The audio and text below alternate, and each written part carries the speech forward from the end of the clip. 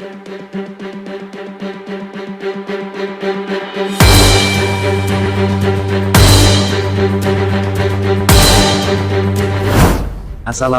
warahmatullahi wabarakatuh. Hai penonton setia kasus Subang hari ini, bagaimana kabar kalian? Insya Allah pasti sehat semua. Sebelum kita ke pokok pembahasan, Mimin sangat bersyukur ya kepada kalian yang telah mengklik video ini, yang artinya, Mimin yakin kalau kalian masih penasaran terkait siapa pelaku pembunuhan ibu dan anak di Subang, dan kalau begitu mari kita kawal sama-sama kasus pembunuhan Subang ini sampai terungkap. Penyidik kepolisian umumkan satu tersangka dalam kasus pembunuhan ibu dan anak di Subang.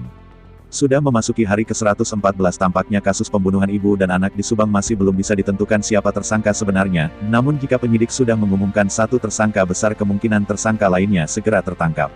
Bahkan sampai saat ini tim penyidik masih melakukan serangkaian pemeriksaan terhadap saksi-saksi untuk benar-benar menentukan siapa tersangka sebenarnya. Berbicara kemungkinan apabila penyidik sudah mengumumkan satu tersangka pembunuhan ibu dan anak di Subang maka besar kemungkinan tersangka lainnya segera tertangkap. Sedangkan tersangka ini bisa termasuk dalam beberapa kategori yaitu, pelaku atau eksekutor, dalangnya, orang yang membantu atau orang yang mengetahui. Terkait pembunuhan ini, bahkan penyidik sudah menghadirkan 55 saksi, bahkan ada saksi yang sudah diperiksa belasan kali. Tidak hanya itu, untuk mengungkap tersangka pembunuhan ibu dan anak di Subang. Berbagai upaya dilakukan salah satunya adalah dengan melakukan pemeriksaan kesehatan baik itu tes kejiwaan, tes kebohongan atau tes psikologi terhadap saksi. Pasalnya saksi mempunyai informasi yang sangat penting untuk agar kasus pembunuhan ibu dan anak di Subang segera terungkap. Pertama yang mungkin kalau psikotes tuh harus menjawab banyak soal psikotes tidak ada yang salah tidak ada yang benar karena tujuan psikotes itu bukan untuk apakah orangnya pintar atau tidak pintar tapi dalam konteks lebih menggambarkan apa yang ada dalam pikirannya, ucap Anjas dikutip dari kanal YouTube Anjas di Thailand. Tidak hanya itu sedang tujuan dari psikotes yang dijalani tim penyidik adalah untuk mengetahui masalah kejiwaan atau penyakit sosial yang ada pada saksi.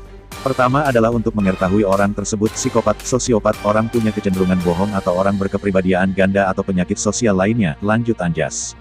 Namun jika saksi benar memiliki penyakit sosial, maka pertanyaan bisa dianulir oleh penyidik walaupun saksi berkata sesungguhnya dan besar kemungkinan saksi bisa dimanfaatkan oleh tersangka untuk mengelabui penyidik. Kedua, jangan-jangan ini adalah salah satu usaha dari beberapa orang yang benar-benar pelaku sebarnya pada saat saksi ini nanti diperiksa secara psikologi jiwanya gitu, ungkap Anjas. Nanti ini bisa mengaburkan hasilnya apabila dia benar mengalami permasalahan di jiwa atau psikologinya ini bisa menjadi anulir tidak dipercaya lagi saksinya, sambung Anjas.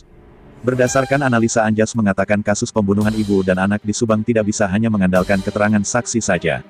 Walaupun saksi bisa menjadi alat bukti yang kuat dan keterangan yang bisa berasal dari keterangan ahli, petunjuk dan surat. Sedangkan surat itu sendiri merupakan hasil analisa atau laboratorium yang ditulis oleh bidang forensik, bidang psikologi. Dengan banyaknya serangkaian pemeriksa dan tes oleh tim penyidik kepada para saksi adalah cara untuk menentukan siapa tersangka kasus pembunuhan. Namun hal ini justru menjadi pertanyaan publik dinilai belum ada kebenaran untuk segera mengungkap tersangka. Padahal jika melihat perkembangan kasus pembunuhan ibu dan anak di Subang, sudah ada beberapa alat bukti baik itu berasal dari keterangan ahli, petunjuk dan surat. Bahkan jika dikumpulkan alat bukti tersebut juga sudah melebihi 2 alat bukti, sehingga dengan 2 alat bukti seharusnya tim penyidik sudah bisa menentukan siapa tersangka dari pembunuhan di Subang. Sehingga publik yang mengikuti kasus pembunuhan ibu dan Subang ini berharap agar penyidik bisa segera diberi keberanian untuk mengungkap tersangka sebenarnya. Dan bagaimana menurut kalian? Silahkan tinggalkan komentar kalian semua dan tunggu video-video saya selanjutnya hanya di channel Indonesia Seleb.